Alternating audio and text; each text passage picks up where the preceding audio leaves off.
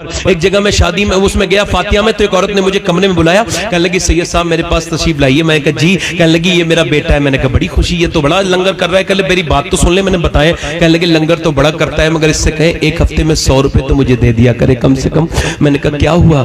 کہنے لگی 100 روپے بھی نہیں دیتا، دوائی کے لیے پریشان رہتی ہوں، اور جب میں اس کا باپ مرا تھا نا تو میں پان کھاتی تھی، مگر 1 سال کے بعد اس نے پان بھی رکوا دیا. کہ تیرا پان کا خرچہ میں نہیں اٹھا سکتا. اور کہنے لگی اس سے کہو میں بوڑھی ہوئی ہوں مگر اندھی نہیں ہوئی ہوں. یہ چیزیں لے کے آتا ہے، یہ پھل لے کے آتا ہے، یہ فروٹ لے کر کے آتا ہے، اور یہ میٹھا لے کر کے آتا ہے اور اپنے بچوں کو دیتا ہے. کیا میں نے اتنا برا کیا ہے اس کے ساتھ کہ یہ مجھے پھل دکھاتا تک نہیں، بی بی کی طرف جاتا ہے، بچوں کی طرف جاتا ہے. یار بتائیں آپ کتنی گندی بات ہے یہ. امی عائشہ فرماتی میرے پاس ایک عورت آئی، دروازہ دستک دی، میں نے دروازہ کھولا. کہنے لگی میرے بچے کئی دن سے بھوکے، کچھ دے دیجئے. اما عائشہ فرماتی میں نے 3 کھجوریں دے دی. اس نے ایک کھجور ایک کے منہ میں، دوسری کھجور